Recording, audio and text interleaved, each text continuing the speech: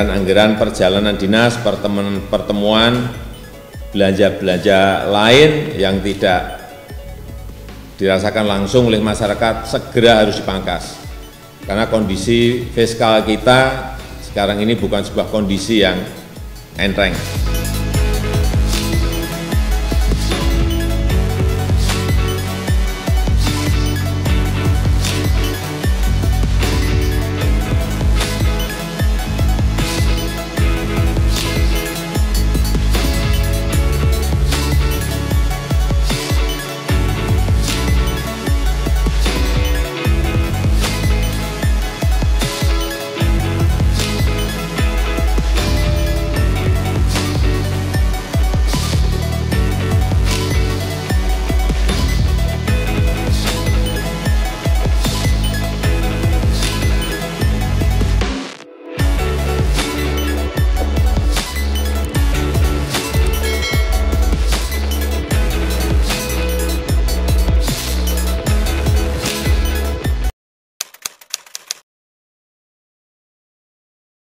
Assalamualaikum, halo semua.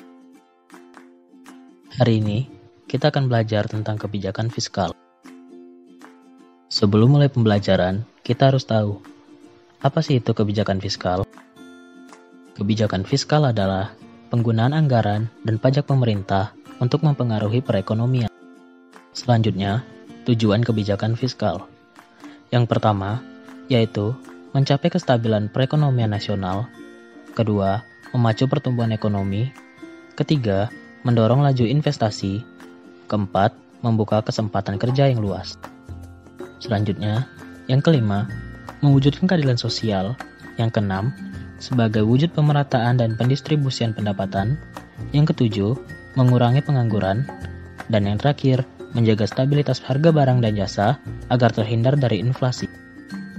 Penerapan kebijakan fiskal di Indonesia dilakukan oleh Kementerian Keuangan melalui Badan Kebijakan Fiskal.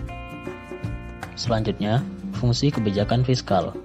Yang pertama, fungsi otoritas, yaitu ketika anggaran negara menjadi pedoman untuk mencari pendapatan dan belanja untuk tahun yang bersangkutan. Yang kedua, fungsi perencanaan, yaitu ketika anggaran negara menjadi dasar manajemen dalam merencanakan anggaran. Selanjutnya, yang ketiga, fungsi pengawasan, yaitu menilai apakah kegiatan penyelenggaraan pemerintahan negara sesuai dengan ketentuan yang telah ditetapkan. Yang keempat, fungsi alokasi, yaitu ketika anggaran negara dialokasikan untuk mengurangi pengangguran dan pemborosan sumber daya, serta menambah efisiensi dan efektivitas perekonomian. Selanjutnya, yang kelima, fungsi stabilisasi, yaitu ketika anggaran negara menjadi alat untuk memelihara dan mengupayakan keseimbangan fundamental perekonomian.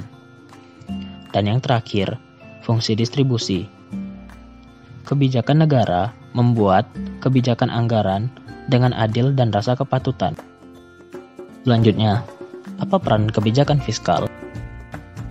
Dengan kebijakan fiskal, pemerintah dapat mengusahakan agar perekonomian terhindar dari keadaan-keadaan yang tidak diinginkan, seperti tingginya angka pengangguran, inflasi, dan defisit neraca pembayaran.